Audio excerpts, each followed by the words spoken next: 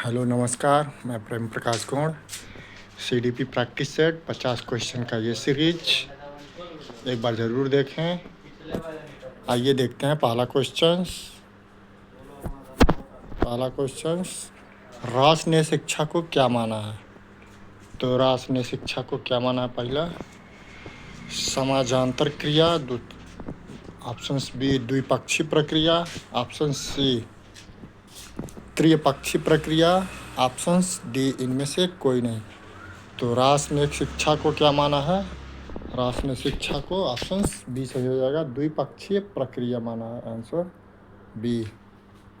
प्रश्न नंबर 2, शिक्षा व्यक्ति की जन्मजात शक्तियों का विकास करती है, जिस पर वह निर्भर करती है। यह कथन किसका है? शिक्षा व्यक्ति की जन्मजात शक्तियों का विकास करती है, जिस पर वह निर्भर करती है। कथन किसका है? तो ऑप्शन से प्लेटो, ऑप्शन बी अरस्तु, option C Rousseau, option D Froebel. तो इसका आंसर हो जाएगा ऑप्शन सी रूसो।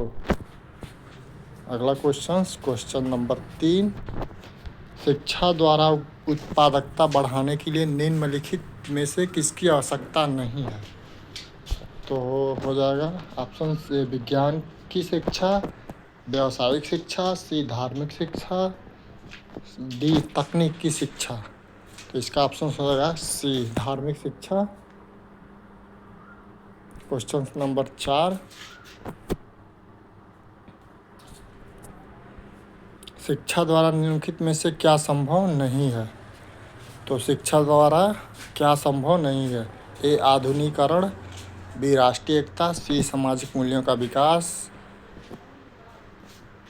डी उपयुक्त सभी संभव है।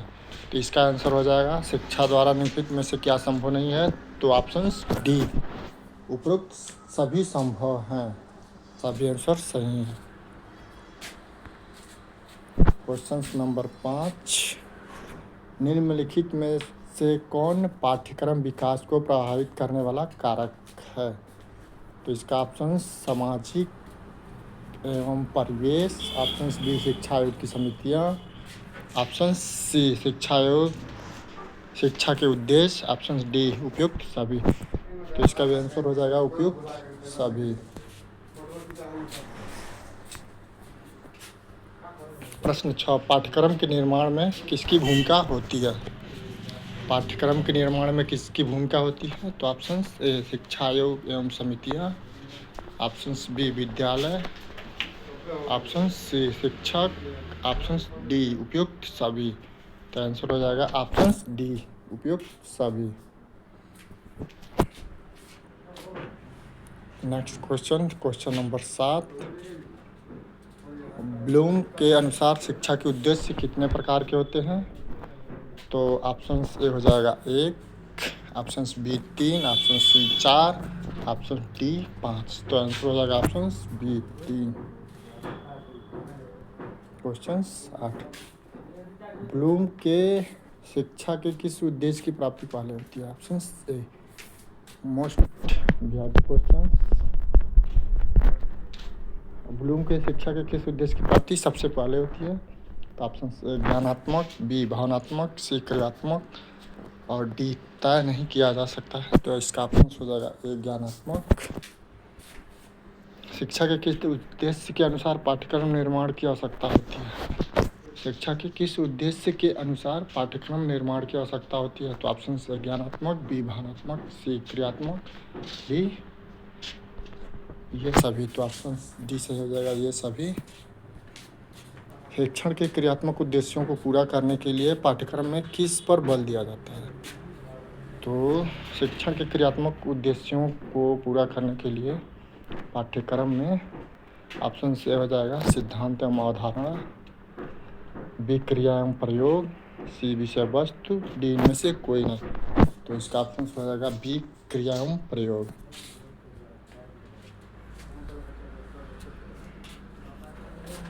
अब प्रश्न 11 देखते हैं क्या होगा। पाठ्यक्रम निर्माण में सर्वाधिक महत्व किसको दिया जाना चाहिए? तो पाठ्यक्रम निर्माण में ऑप्शन ए हो जाएगा व्यक्तिगत भिन्नता, बी शिक्षक का अनुभव, सी विद्यालय की व्यवस्था, डी छात्र की रुचि। तो पाठ्यक्रम निर्माण में सर्वाधिक किस महत्व किसको दिया जाना चाहिए? तो इसका आंसर हो जाएगा ए व्यक्तिगत भिन्नता। पाठ्यक्रम कैसा होना चाहिए? तो ऑप्शन ए शिक्षा व्यवस्था के अनुकूल, बी परीक्षा प्रणाली के अनुरूप, सी समाज एवं परिवेश के अनुरूप, बी उपयुक्त सभी के अनुरूप। तो ऑप्शन डी हो जाएगा उपयुक्त सभी के अनुरूप। पाठ्यक्रम विकास की प्रक्रिया कब आरंभ होती है? तो ऑप्शन से स्कूल की स्थापना के बाद, यह प्रक्रिया निरंतर चलती रहती है, सी विद्यालय की स्थापना के बाद, डी कॉलेज की स्थापना के बाद। तो इसका ऑप्शन हो जाएगा बी, यह प्रक्रिया निरंतर चलती रहती है। प्रश्न 14, पाठ्यक्रम कैसा होना चाहिए? छात्र केंद्रित या विद्यालय केंद्रित, शिक्षक केंद्रित, इनमें से कोई नहीं। तो पाठ्यक्रम छात्र के केंद्रित होना चाहिए, ऑप्शन ए इसका आंसर हो जाएगा।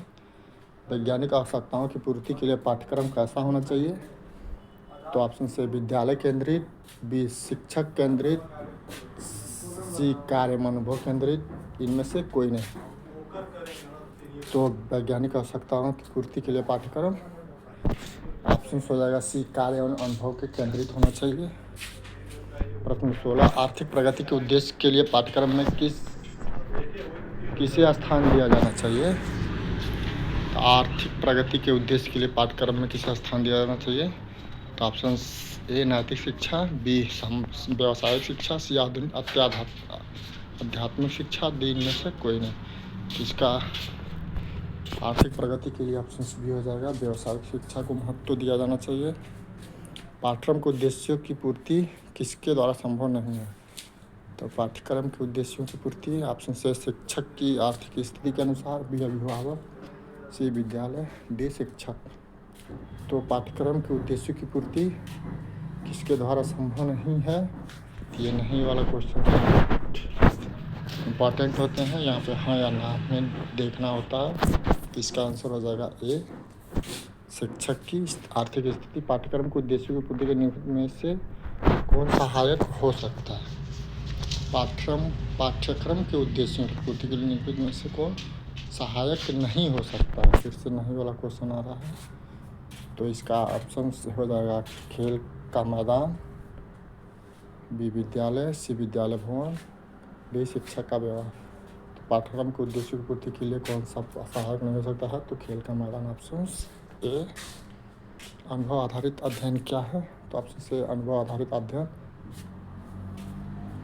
ऑप्शन से अनुभव आधारित अध्ययन, बी अनुकरण आधारित अध्ययन, सी पाठ्यक्रम आधारित अध्ययन, ये सभी। अनुभव आधारित अध्ययन क्या है? तो अनुभव आधारित अध्ययन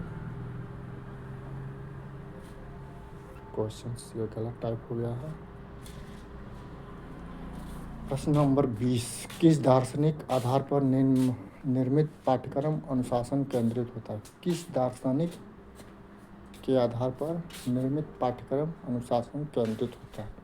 तो ऑप्शन ए प्रयोगवाद, बी आदर्शवाद, सी यथार्थवाद, डी व्यवहारवाद। तो आदर्शवाद के अनुसार अनुशासन केंद्रित होता है पाठ्यक्रम। प्रश्न 20, प्रश्न 21 देखते हैं। पाठ्यक्रम विकास को प्रभावित करने वाले तत्व कौन से हैं? ऑप्शन देखिए, परीक्षा प्रणाली, बी समाज एवं परिवेश, सी अध्ययन नीति, डी ये सभी। तो ऑप्शन हो जाएगा डी ये सभी।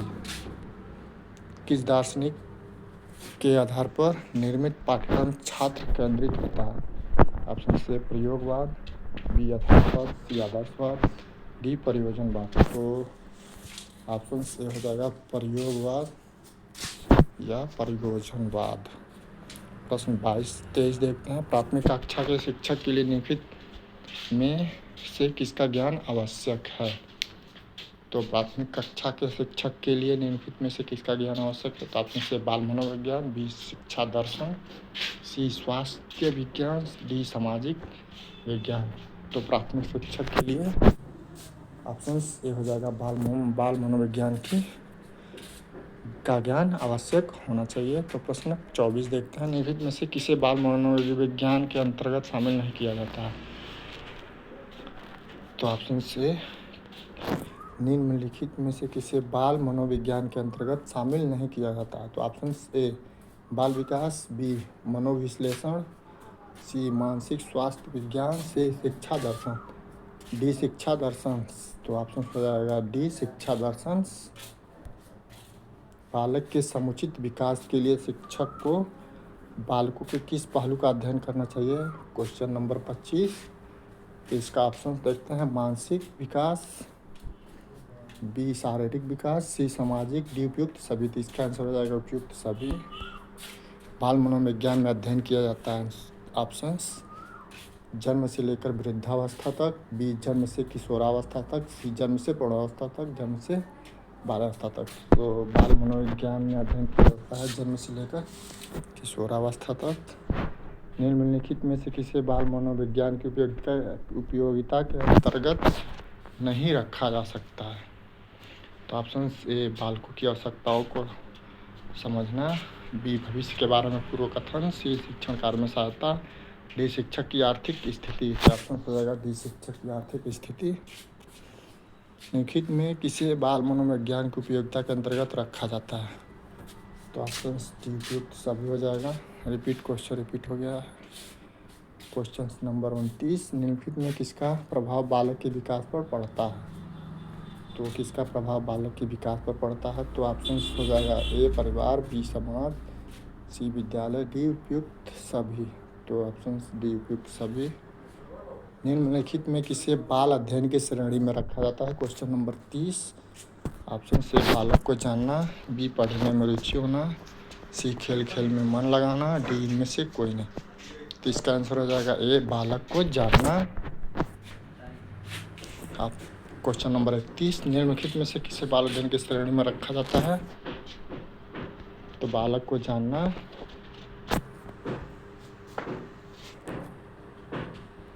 क्वेश्चन रिपीट हो गया ये भी।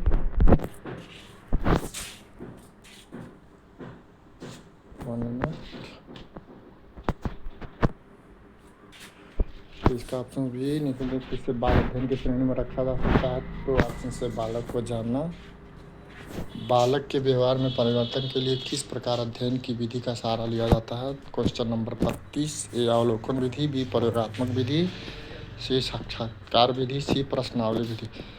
तो ऑप्शन हो जाएगा आपका ऑप्शन सी बी हो जाएगा। प्रयोगात्मक विधि के द्वारा बालक के व्यवहार में परिवर्तन के लिए विधि का सहारा लिया जाता है। 33। Question number 33।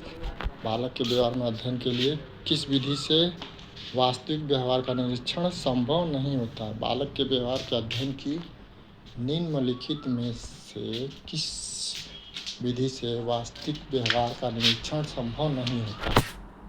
यहाँ पे नहीं देखना है। तो ऑप्शन से निरीक्षण विधि, बी साक्षात्कार विधि, सी प्रश्नावली विधि, डी प्रयोगात्मक विधि। तो ऑप्शन हो जाएगा सी प्रश्नावली विधि। क्वेश्चन 34। बालक के व्यवहार में परिवर्तन के लिए किस प्रकार के अध्ययन की विधि का सहारा लिया जाता है। तो ऑप्शन हो जाएगा प्रयोगात्मक विधि। बालक के व्यवहार के अध्ययन की निम्नलिखित में से किस विधि द्वारा शिक्षक जानकारी प्राप्त कर सकता है। प्रश्न 35। बालक के व्यवहार के अध्ययन की निम्नलिखित में से किस विधि द्वारा शिक्षक जानकारी प्राप्त कर सकता है। तो ऑप्शन से वास्तविक अध्ययन विधि, बी निरीक्षण विधि, सी प्रश्नावली विधि, डी साक्षात्कार विधि। इसका ऑप्शन हो जाएगा ऑप्शन बी सही हो जाएगा। निरीक्षण विधि के द्वारा। वास्तविक इतिहास विधि के द्वारा किस प्रकार के बालक का अध्ययन किया जाता है।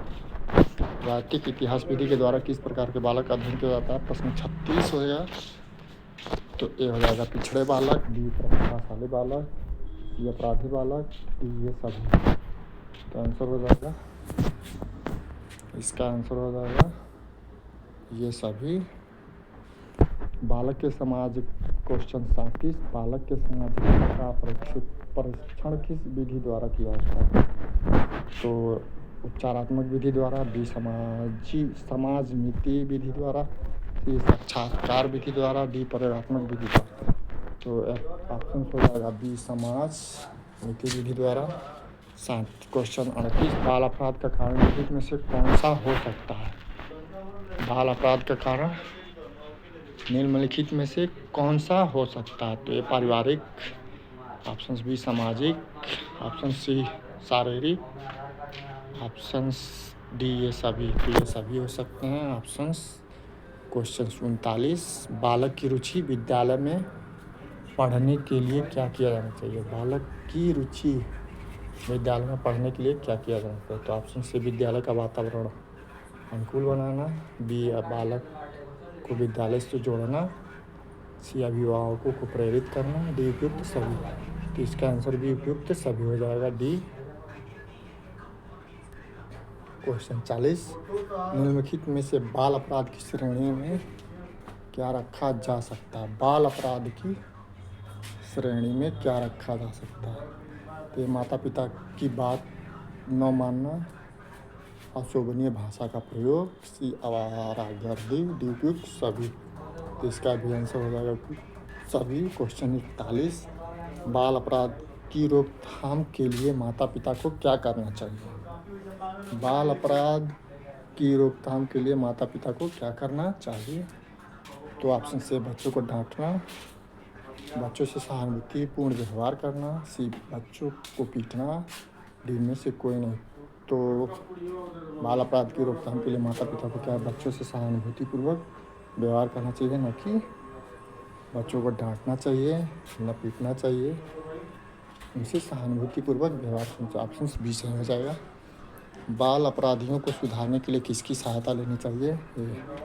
ऑप्शन से मनोवैज्ञानिकों की, बी शिक्षकों की, सी समाजसेवियों की, डी ये सभी। तो बाल अपराधियों को सुधारने के लिए उपयुक्त इन सभी की सहायता लेनी चाहिए। तो ऑप्शन डी सही हो जाएगा। क्वेश्चन नंबर 43, ये 50 क्वेश्चनों का सीरीज जो मोस्ट इम्पॉर्टेंट यूपी टेट के लिए मोस्ट इम्पॉर्टेंट हो सकते हैं, एक बार ज़रूर देखें। क्वेश्चन 43 देखते हैं समय ज़्यादा न लेते हुए। शिक्षा मनोविज्ञान वर्तमान में किस अवस्था में है? तो ऑप्शन से अविकसित अवस्था, ऑप्शन बी विकासशील अवस्था, सी पूर्ण विकसित अवस्था, डी इनमें से कोई नहीं। तो ऑप्शन बी हो जाएगा विकासशील अवस्था में है शिक्षा मनोविज्ञान वर्तमान समय में। ये VIP क्वेश्चंस हो सकता है।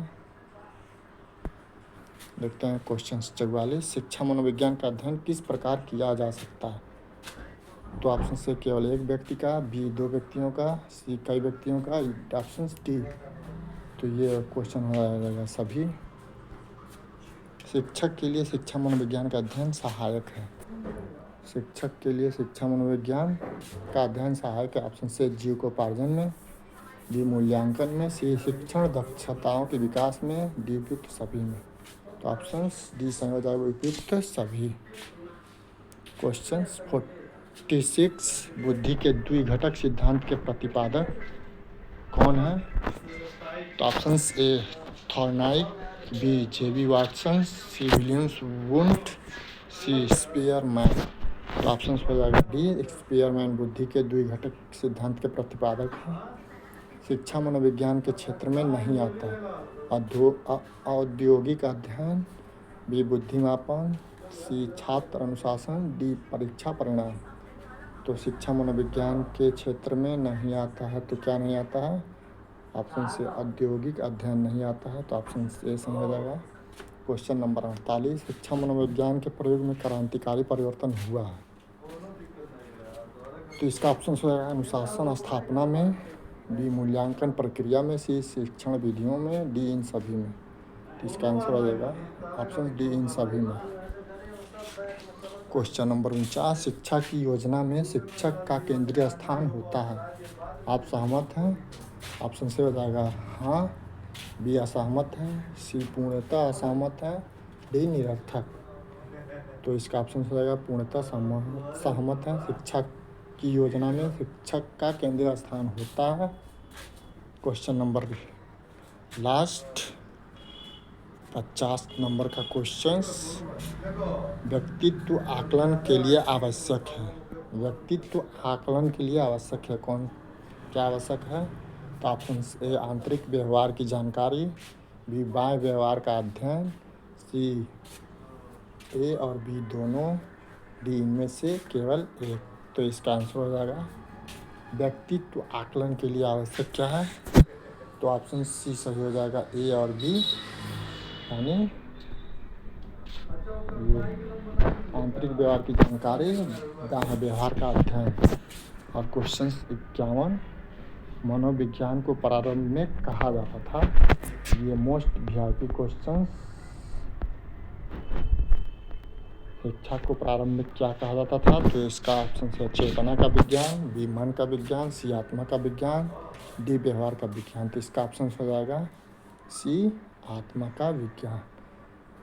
ये 50 क्वेश्चनों का सीरीज बाल मनोविज्ञान आप लोगों को कैसा लगा एक बार कमेंट में ज़रूर बताएं। नमस्कार।